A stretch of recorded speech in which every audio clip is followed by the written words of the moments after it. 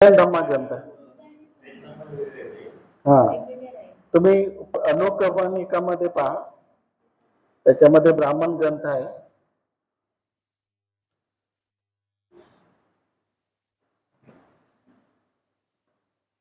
त्यामध्ये बाबासाहेब आंबेडकर स्पष्ट लिहितात आणि एवढी निर्भीड वृत्ती, इतना जो निर्भय, जो बात करने का जो ये था, इतना बड़ा निर्भय वृत्ति बाबा साहब के बगैर किसी में नहीं थी.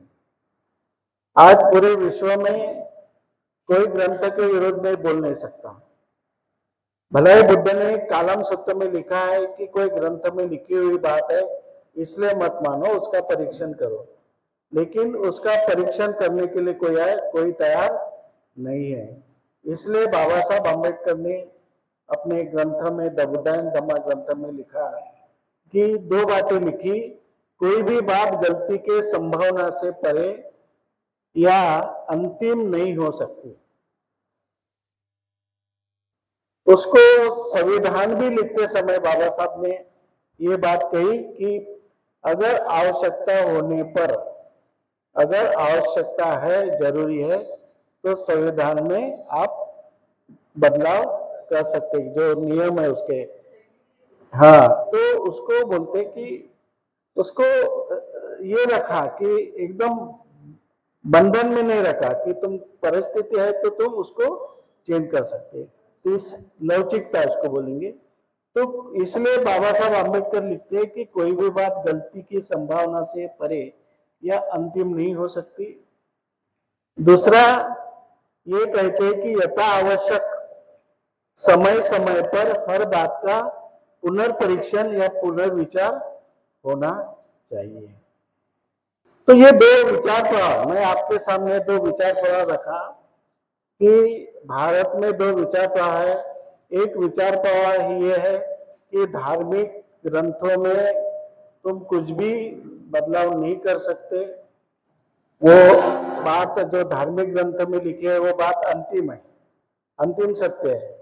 ये हमारे धार्मिक ग्रंथ पवित्र है, हमारे धार्मिक ग्रंथ ये ईश्वरीय है, ईश्वर की वाणी है, और इसके धार्मिक ग्रंथों पे प्रश्न चिन्ह उपस्थित नहीं कर सकते. ये एक विचार है. और दूसरा विचार क्या है कि दूसरा विचार है कि कोई भी बात है, धार्मिक ग्रंथ नहीं, कोई भी बात की गलती के संभावना से परे, यानी कोई भी बात ऐसी नहीं है कि जहां पे गलती नहीं हो सकती. हर जगह तुम्हारी गलती हो सकती है और कोई भी बात अंतिम नहीं है. परिवर्तन हो रहा है, बदल हो रहा है, कोई भी बात अंतिम हो ही नहीं सकती. उसके बाद में ये लिखा है बाबा साहब आंबेडकर ने, जब आवश्यकता है यथा आवश्यक समय समय पर हर बात का पुनर्परीक्षण एवं पुनर्विचार होना चाहिए. ये दो विचार है. अभी हमारा जो संघर्ष है ये दो विचारों में संघर्ष है.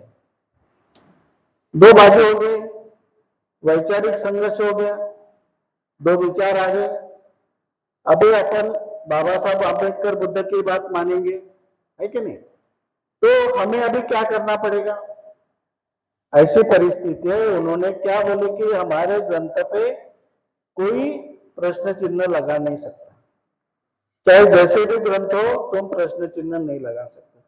वहां हिंदू धर्म में जो विद्वान है, साइंटिस्ट लोग है, तो भी वो डर गए हैं, वो भी नहीं प्रश्न चिन्ह उपस्थित कर सकता. अभी हमारे भारत में जैसे अंधश्रद्धा निर्मूलन समिति के लोग हैं, उन्होंने प्रश्न चिन्ह लगाने का प्रयास किया. उन्होंने लोगों को बताया कि ये सब अंधश्रद्धा है, तो उनको निपटाया, उनको खत्म किया. कलबुर्गी है, पानसर है, दाभोलकर है, इनको, क्योंकि वो नहीं चाहते कि हमारे ग्रंथ को कोई डिबेट करे, हमारे ग्रंथ पे कोई प्रश्न चिन्ह उपस्थित करे, ये कोई चाहता नहीं.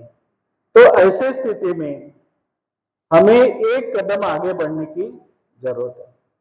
क्योंकि हमें बाबा साहब ने पता है कि हम ये कर सकते हैं, परीक्षण कर सकते, पुनर्विचार कर सकते, तो हमारे लोगों ने तो कम से कम समाज को ये बताना चाहिए, हमारे लोगों ने कम से कम समाज को ये बताना चाहिए कि हमारे धार्मिक ग्रंथों में ये चमत्कारिक बातें हैं, ये हमें पसंद नहीं है, इतना बोलने की हिम्मत करना चाहिए। लेकिन वो उसका समर्थन करते हैं, उलट उसका समर्थन करते हैं कि ये हो सकता है, ये होगा, हो सकता है, पूरे दुनिया में उसका समर्थन किया जाता है। अगर हम लोग समर्थन करना छोड़ दें तो बाकी लोग भी समर्थन करना छोड़ देंगे, क्योंकि पूरी दुनिया में बुद्ध धर्म एक साइंटिफिक धर्म माना जाता है और एक विज्ञानवादी धर्म माना जाता है। वो लोग भी आगे नहीं आ रहे। अभी अपने नागपुर में देखो ना, कितना ये है, आधे लोग वो बोलते जो ग्रंथ में लिखा है जैसे गाथा है वैसा बोलना है। अब गाथे का मतलब क्या होता है वो भी नहीं समझाते, वो भी नहीं समझाते, लेकिन जो है वो चालू है कि नहीं, बराबर है। तो हमारे लोगों ने अभी ऐसी परिस्थिति है कि हमारे लोगों ने आगे आना चाहिए, चाहे हमारे ग्रंथों में, हमारे धर्म में, हमारे समाज में जो भी गलतियां हो रही, जो बुरा है, गलत है, उसको उजागर करना चाहिए और उन्होंने स्वीकार करना चाहिए कि ये गलती है। इतनी हिम्मत अगर हम करेंगे तो हमारे पीछे दूसरे लोग भी आएंगे।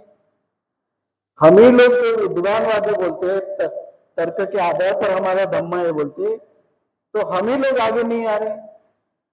हम ही लोग बोलते कि हमारे धर्म ग्रंथ में जो है वो पूरा सही है। तो हमें इसके लिए समाज में प्रयास करना है।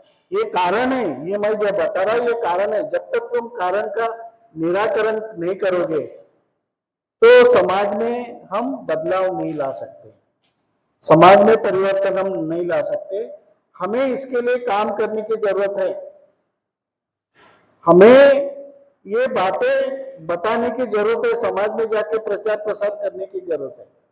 दूसरे करो का ना करो, लेकिन हमारे लोगों को अंधश्रद्धा से मुक्त करने का काम हमारा है, हमारा काम है, बराबर है, काम है क्या नहीं हमारा। अब लोग मानेंगे नहीं मानेंगे, लेकिन हमको तो करना ही पड़ेगा। जब बाबा साहब ने बोला कि परीक्षण करो तो हम परीक्षण करेंगे, पुनर्विचार करो बोले तब पुनर्विचार करेंगे। जो बात हमें समझ में नहीं आती, जो हमारे तर्क के आधार पर नहीं, जो विज्ञान के आधार पर नहीं। अभी अंगुलीमाल क्या बुद्ध के प्रभाव से हुआ क्या? अंगुलीमाल को बुद्ध ने डिबेट किया, उसका वैचारिक परिवर्तन किया कि बुद्ध जैसे दिखे बराबर उसमें परिवर्तन हुआ, ऐसा नहीं है। बुद्ध ने उसको बुलाया, बुद्ध ने जो उस समय की जो स्थिति थी वो स्थिति उन्होंने खड़ी की। जैसे अंगुलीमाल ऊपर रहता था पहाड़ी पे और वो रास्ते से जो आने जाने वाले लोग हैं उसको ऊपर से देखता था और वो भाप लेता था कि कितने लोग हैं, इनके पास में शस्त्र है या क्या है, कितने लोग कैसे है, क्या कर रहे हो, सब ऊपर से देख लेता था। और देखने के बाद में फिर वो अपना हाथ में वो तलवार लेके ऊपर से दौड़ के आता था। तो अंगुलीमाल का इतना खौफ यानी इतना डर पैदा हुआ था कि 500 लोग भी अगर आए उस रास्ते से जा रहे तो 500 लोग इकट्ठा आके उसको मार सकते, लेकिन वो हिम्मत उनमें नहीं थी। 500 लोग भी उस रास्ते से जा रहे तो भी डर के मारे वो पूरे भाग जाते थे और जो पीछे रहता था उसको ये अंगुलीमाल मार देता था और उसकी उंगली अपने गले में माला बनाकर रख देता था। तो ये जब बुद्ध गए उस रास्ते से, जानबूझ के गए, उन्होंने किसी को बताया नहीं उन्होंने कि मैं जा रहा हूं, जानबूझ के गए और उन्होंने संकल्प किया था कि मैं अंगुलीमाल को बदलाऊंगा,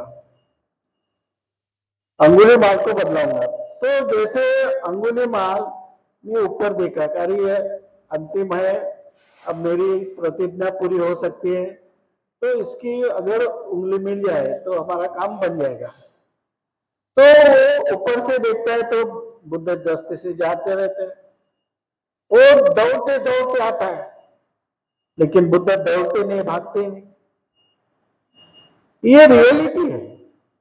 जैसे शेर है, शेर आपके तरफ आ रहा और आप भागेंगे तो शेर इजीली आपको मार देगा, लेकिन शेर आ रहा है, अपन खड़े रहे एक आधी लकड़ी लेके, तो शेर भी थोड़ा देर रुक जाएगा, वो एकदम हमला नहीं करेगा, वो बाजू से साइड से जाके चुपके से हमला करेगा, लेकिन डायरेक्ट हमला नहीं करता किसी के ऊपर।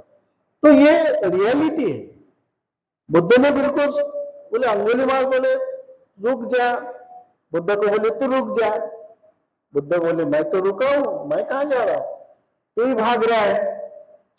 वो सही में भाग रहा था, हाँफ रहा था उसके सामने, ये बुद्ध ऐसे खड़े रहे। उसको लगा कि ये कोई अलग आदमी दिखता है, इतने आदमी तो मुझे देखकर भागते थे, लेकिन ये एक ऐसा सन्यासी एक आदमी है कि जो मुझे देखकर भागा नहीं। उसको लगा कि मेरे से भी ज्यादा पावरफुल ये आदमी है, इसलिए मुझे देखकर भागा नहीं। तो उसको एक ऐसी बात कही जिसको पॉजिटिव थिंकिंग बोलते हैं, पॉजिटिव थिंकिंग। अंगुलीमाल तो रुक जा, जो तो पाप कर्म कर रहा है उस रुक जाता।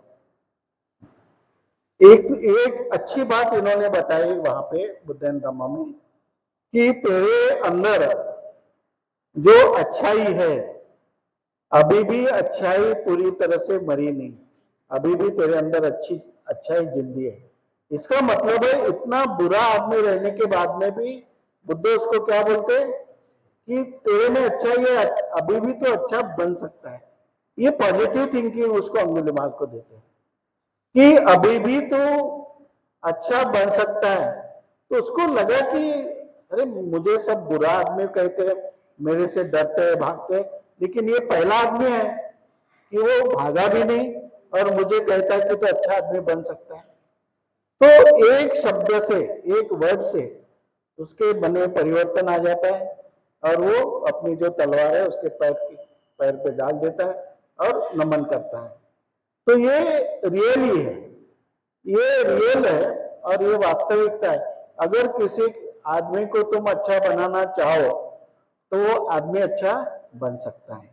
कोई भी आदमी में परिवर्तन हो सकता है, ऐसा नहीं कि परिवर्तन नहीं होगा, परिवर्तन हो सकता है, लेकिन उसको उस टाइप से सकारात्मक बातों से उसको समझाने की आवश्यकता है।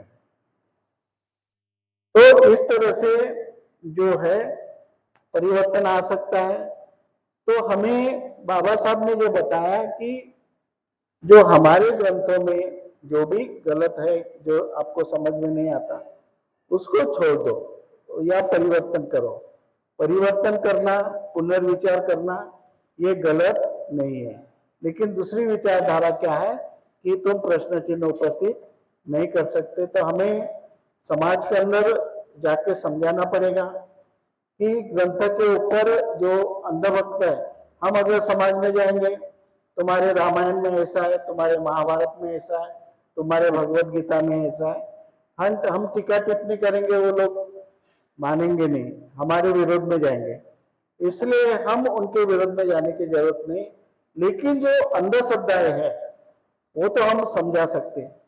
अगर हमारे समाज से अंधश्रद्धा निकल गई, हम लोग कट्टर अंबेडकरवादी बन गए, कट्टर बुद्धिस्ट बन गए, तो लोग हमारा अनुकरण करेंगे। अरे ये तो कोई देवल में नहीं जाते, कोई मंदिर में नहीं जाते, कोई पूजा अर्चना नहीं करते, ये लोग अच्छे पढ़ रहे हैं, उनकी अच्छी जिंदगी हो रही, तो हमारी क्यों नहीं हो सकती? तुम अपना एक उदाहरण पेश करो उनके सामने। हम अभी जरूरत है हमारे समाज को सुधरने की जरूरत है। सुधर के तुम अपना नमूना, एक मॉडल तुम पेश करो समाज के सामने, जहां पे जैसे 10 घर है अपने समाज के और बाकी लोग 100 मकान दूसरे। अगर हमारे 10 मकान ने निश्चय किया कि हम शराब नहीं पीएंगे, हम जुआ नहीं खेलेंगे, हम आपस में झगड़ेंगे नहीं, बच्चों को अच्छा पढ़ाएंगे, ये अगर 10 घर ने ये संकल्प किया तो बाकी लोग, हम किसी के दहेज नहीं लेंगे, किसी को ठगाएंगे नहीं, किसी को गलत ये नहीं करेंगे, गलत व्यवहार नहीं, पूरा पंचशील का पालन करेंगे।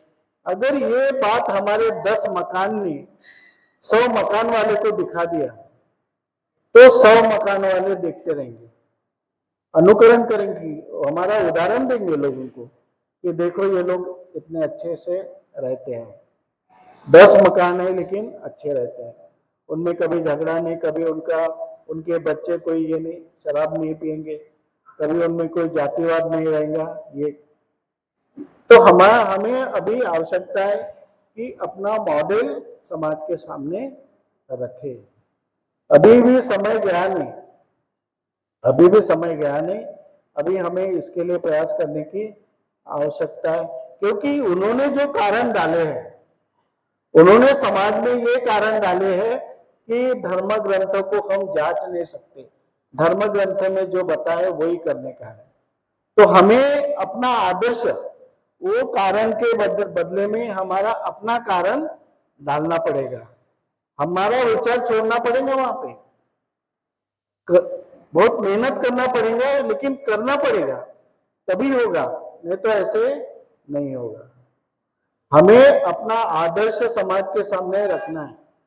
जितने भी जो बुद्धिस्ट है यहाँ पे, जो भी अम्बेडकरवादी, उन्होंने अगर संकल्प किया कि कोई टाकरघाट जाए मत जाए, लेकिन हम नहीं जाएंगे, जाएंगे तो भी देखने के लिए जाएंगे, लेकिन अंधश्रद्धा नहीं कि ये बाबा की तरफ गए तो हमको कुछ मिलने वाला है या फिर हमारी बीमारी दोस्त होंगे, ये नहीं।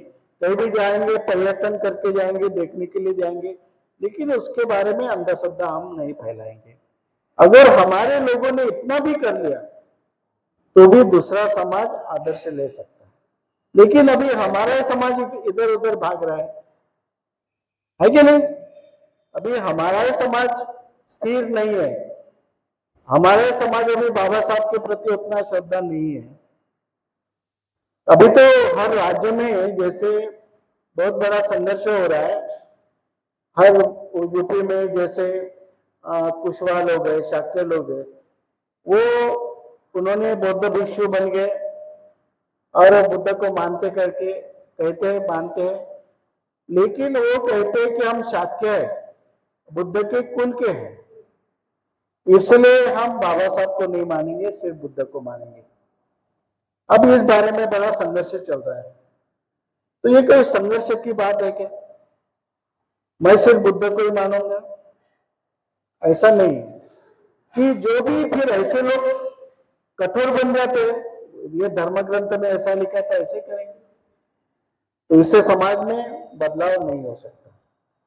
तो ये प्रश्न है, तो ये दोनों बातें आपके सामने रखिए। दूसरा जो है, उन्होंने तो श्रद्धा रखना आवश्यक है, श्रद्धा रखना जरूरी है। बिना श्रद्धा से अपना मन जो है, माइंड काम नहीं करता। अगर हम जो काम करते हैं उसके ऊपर हमें श्रद्धा होना चाहिए। अगर जो काम हम कर रहे हैं उसके ऊपर श्रद्धा है तो हम वो काम को अच्छे तरह से कर सकते हैं, उसको अच्छा अंजाम दे सकते हैं।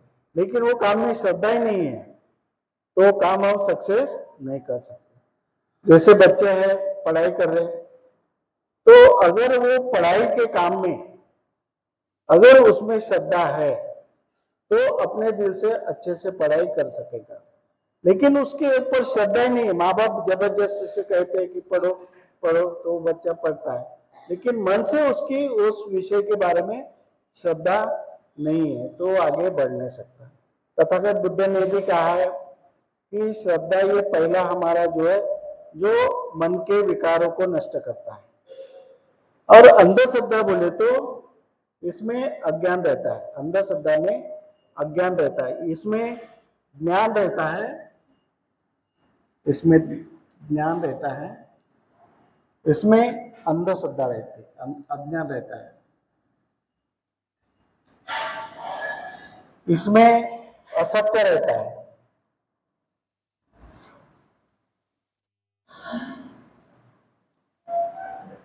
इसमें काल्पनिकता रहती है।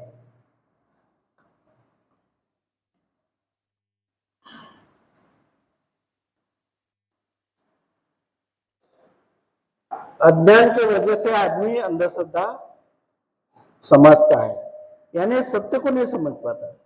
ये है श्रद्धा, सत्य के ऊपर है, सत्य ज्ञान ये उसके ऊपर ही है। अब एक बार आदमी अंधश्रद्धा में फंस गया है तो लोगों ने कितना भी उसको बाहर निकालने की कोशिश की तो वो बाहर नहीं निकल सकता, क्योंकि वो इतने में सत्य जानना नहीं चाहता। उसके लिए ज्ञान की जरूरत है, सत्य बताने की जरूरत है। एक दिन उसको सत्य अगर समझ में आ गया तो वहां से निकल जाएंगे। अब पूरा जो भारत में जैसे बहुसंख्य लोग हैं, अब आज तक ईश्वर को किसी ने देखा नहीं है, अभी तक शोध लगा नहीं, ईश्वर का शोध लगा नहीं, अल्लाह का शोध लगा नहीं और गॉड का कोई देखा नहीं। लेकिन उनमें इतनी अंधश्रद्धा है कि वो कहते हैं कि ये है, ये चीजें है वास्तव में, तो वो सत्य को नहीं जान पा रहे, सत्य को नहीं समझ पा रहे। इसलिए ये बातें हैं कि वो सत्य को न समझने के कारण अंधश्रद्धा है। श्रद्धा और अंधश्रद्धा में ये फर्क है। श्रद्धा सत्य पे आधारित होती है, ज्ञान पे आधारित होती है, वास्तविकता पे आधारित होती है, और अंधश्रद्धा अवास्तविकता, काल्पनिक और अज्ञान इस पे आधारित अंधश्रद्धा रहती है। तो दोनों में ये फर्क है।